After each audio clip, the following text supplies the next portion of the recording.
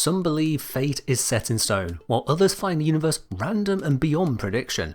Koumei sees the truth in both, manipulating chance and setting fate in her favour. In this video, I'll show you how you can best shape your fate when wielding this Dice Maiden. The odds are most certainly in her favour. I'm Nick Engineer, let's solve a practical problem.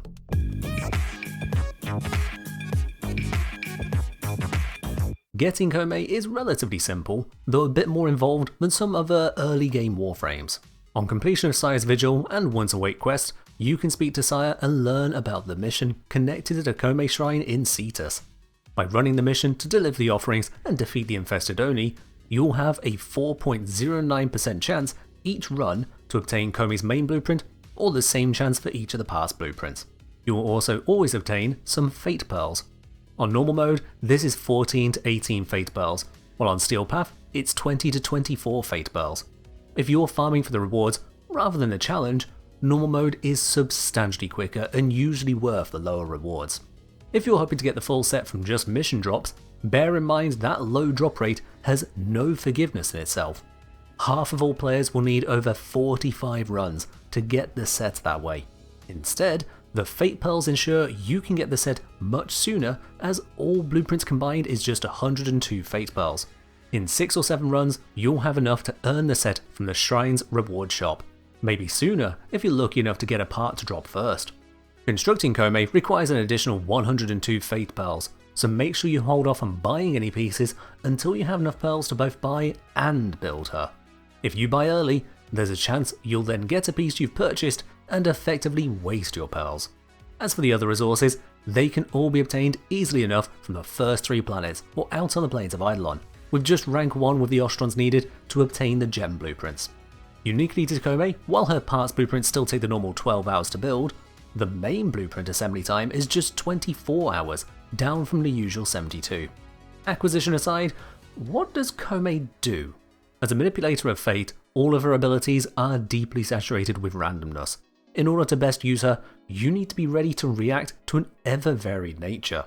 Her passive applies a guaranteed random status effect with every attack with either her primary, secondary, or melee weapon, randomly shifting every minute to a different slot. This can select a weapon slot regardless of if you have it filled or not. The status effect can be any physical, basic element, or combined type, and applies just once regardless of any multi-shot you have. The icon on your UI will indicate which weapon class is affected, looking roughly like a sword, pistol, or rifle. As for Koumei's active abilities, they all key in to her fate focus. Her first ability, Kumihimo, throws out a projectile stringing up threads of destiny in the direction it travels. Whenever an enemy touches a thread, it imparts a small amount of damage connected to your dice roll, as well as 1 to 6 status effects connected with the thread's colour. Triple sixes turn the threads white, imparting a full rainbow effect of one of every elemental status effect to each enemy that touches it. Her second ability is Omikuji, calling on a favourable future via a challenge. You may be tasked with headshot kills, wall latch kills, airborne kills, kills within a certain distance, or kills on enemies affected by a given basic elemental status effect. The higher your dice roll, typically the lower number of kills required in the challenge. On completion, or on roll of a triple six, you receive a random decree from a very long list of them, and the ability goes on to an escalating cooldown. In Duviri, you can choose between multiple decrees as normal. Her third ability is Omamori, surrounding Koumei with protective charms. While active, there's a 50% chance that damage dealt to Koumei is inverted, turning it into healing and multiplied by her strength. Only one charm can be activated this way every 3 seconds. The roll of Koumei's dice determines the number of charms on cast, and a triple six roll enhances the charms, making Koumei functionally invulnerable to damage and status while the charms are on that 3-second cooldown. Finally, her fourth ability is Bunraku, a typically line of sight control ability to string up enemies for the duration while assailing them with a spread of status effects.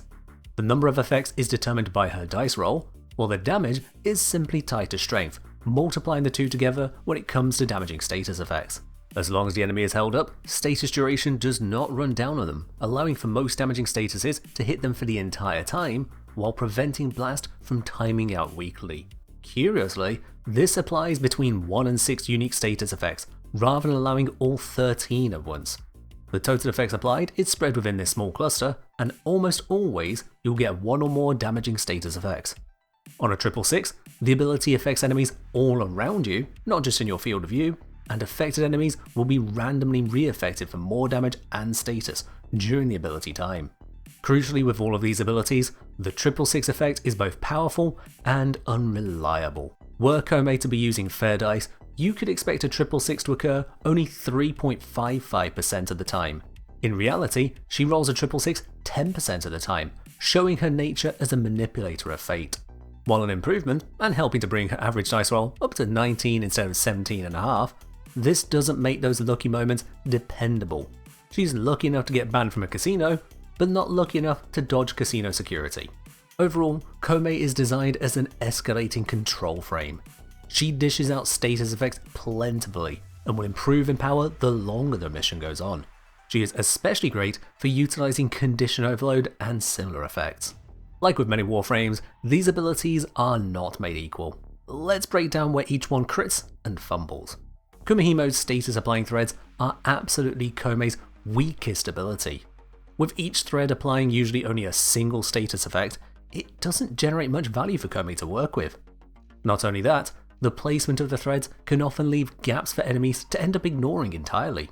Enemies which strafe around Kome will likely not walk into any threads, while enemies hugging tight to the sides of a given area may end up walking under or over a thread without harm. For best results using Kumihimo, don't cast it directly forwards and certainly don't angle it upwards. Instead, cast it at the ground. While the projectile will bounce off walls and ceilings, it hugs the floor and will run along it. This gives you the lowest position of threads possible, which in turn increases the chance that a wandering enemy will strike one, rather than walk under it. Also limiting for Kumihimo is the max number of threads.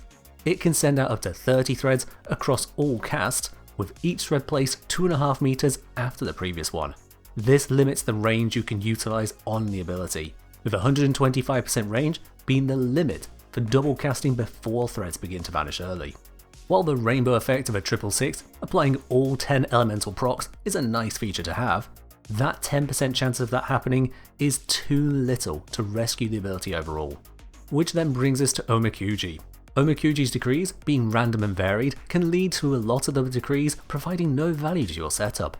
Worse still, you don't get the damage and defense buffs that all decrees give in Duviri once the right intrinsics are unlocked. As a result, Omokuji can be awkward to benefit from. This isn't all doom and gloom, however. Omokuji can provide exceptionally powerful decrees, including giving Kome 500% strength, double hitting melee attacks, or a full rainbow of basic elemental procs on her melee. The key to utilizing her decrees is to be ready to use them. For example, being prepared to open up enemies to finishers to benefit from finisher decrees. While none of Kome's own abilities open finishers, you can attain them still from mercy kills or opening enemies to finishers in Warframe agnostic ways. Vazarin Focus School provides a vortex effect on its second ability, which groups enemies and knocks them down, exposing the group to ground finishers for a large spike in damage. Naramon Focus School can permanently open enemies to finishers when void slinging through them with Sling Stun, its second ability. Or if you'd rather not fiddle with Operator, just do a slide kick. While moving through the air, crouch to slide and kick enemies down. This again exposes them to ground finishers. Similar to being ready to utilize finisher decrees, you can help Omokuji by being prepared to take on its challenges. With sufficient strength, her fourth ability can do a sizable amount of damage to a group of enemies without instantly killing them. This allows you to cast it and then either get closer or far away for the range-based challenges. Likewise, if you need kills while sliding or wall latching, you can set them up with her 4 first and then do the slide or wall latch. This also works for her challenges to kill enemies affected by a given status effect. Apply a variety with her 4th and kill the group. Still, bringing a loadout to assist makes this easier. Having your primary, secondary and melee equipped with different basic elements means you can trigger at least 3 of the basic procs natively to match each challenge. Likewise, a good slide melee or easy to use gun while wall latched can help those challenges. The most crucial to bring a suitable weapon for is the headshot challenge, as your abilities cannot cheese this one. Set up either your primary or secondary as a good precision weapon, or get very comfortable aiming your explosives. If you roll a challenge you cannot complete in a reasonable amount of time, you can reject it by holding the ability down. This will put your ability on cooldown without giving you the decree. While wasteful, it is better that than to need to get 40 headshot kills against the infested when all you have is a dodgy Switch controller and the Torrid. By setting up your loadout to work with both the challenges and the potential decrees, you can find powerful synergy in her kit that a normal cookie cutter meta loadout may never be able to entertain. Skipping over Omamori for a moment, Komei's 4th ability Bunraku is not without its own challenges and considerations. It is a purely line of sight ability, making it a poor choice in cramped and restricted environments. Where you can, leap into a better vantage point to cast it for maximum field of view of enemies. The ability allows you to move and turn while casting to try and land the ideal area on completing the cast. This sounds good, but it's also coupled with a very long innate casting time. I strongly recommend casting speed improvements like Amber Archon Shards on Komei to make her Bunraku much less of a liability to cast.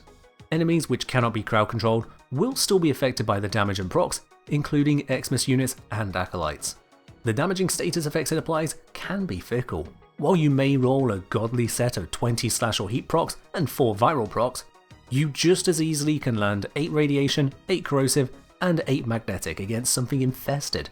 It's a gambler's ability for sure, on top of being a control ability.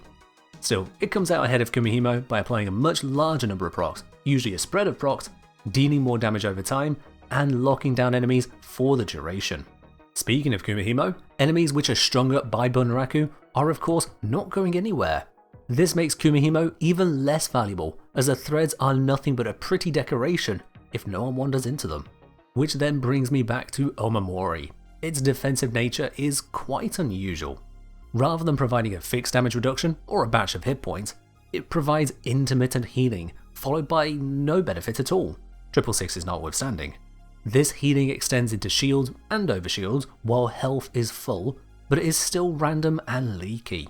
Where it shines is if you're taking very few actual hits. With, for example, 200% strength, the first hit you receive to trigger the ability will instead heal you for twice the damage you would have received. This is calculated after all damage reduction like adaptation. If you then take 2 more identical hits in the 3-second window, those hit points you gain would then be lost in equal measure. 3 total hits received for a net 0 effect on your hit points. So long as that was all the damage you took in a 3-second window, that's effectively 100% damage reduction. Unfortunately, every additional hit you receive in the window quickly diminishes this effect. At 4 hits, it's a 75% average reduction. At 5 hits, it's 60%.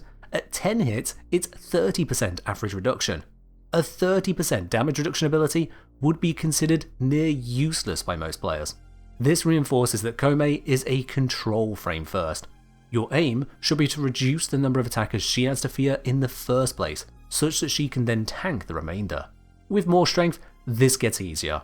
With the appropriate decree for 500% strength, bringing us up from 200% to 700% total, Komei would now have an effective 100% damage reduction against 8 identical shots in 3 seconds.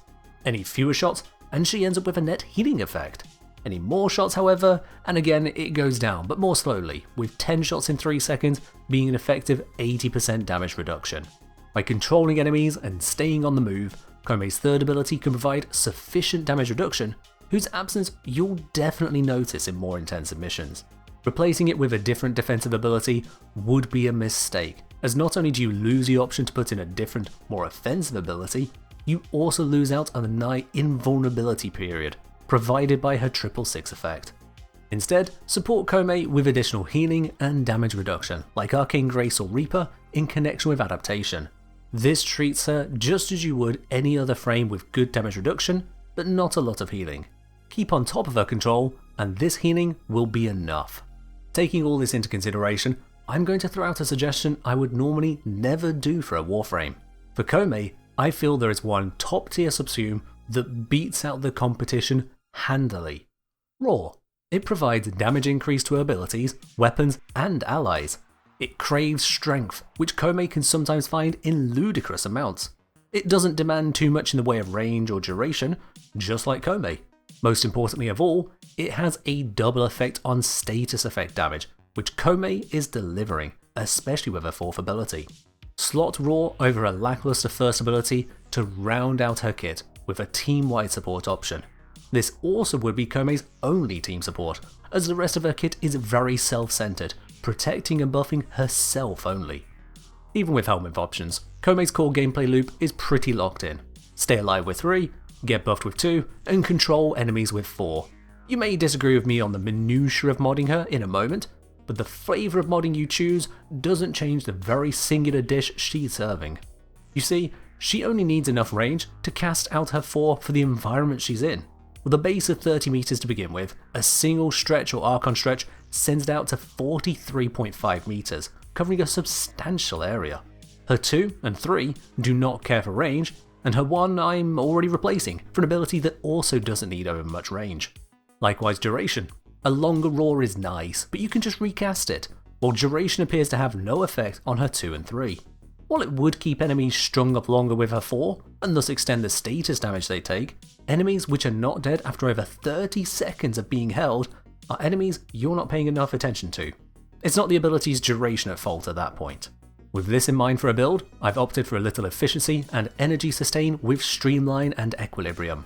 Her defense is from Adaptation, Archon Vitality, and Arcane Reaper. A little range from Archon Stretch, then the rest into Strength. More strength means a better roar, a better healing, and a more damaging Bunraku. Archon Shards cover additional energy max, casting speed, and starting energy to get Komei running immediately at the start of a mission. This particular build should be using Archon Intensify instead of Umbral Intensify, as it will be triggered by the healing from Omamori. However, I've installed an Umbral Polarity. This was selected by viewers on Twitch as part of the quest to conquer cancer, now that we've raised over $4,000. We're getting close to beating the total raised last year. Thank you all for your support. But did you have to pick Komei before I finished the guide on her? So if you're not me, don't go Umbral. If you don't wish to invest so heavily, you can drop down to cheaper healing or armor arcanes like Victory, Reconstruct, and Guardian. Likewise in the mods, Prime Surefooted is an entirely quality of life choice that better players than me can go without.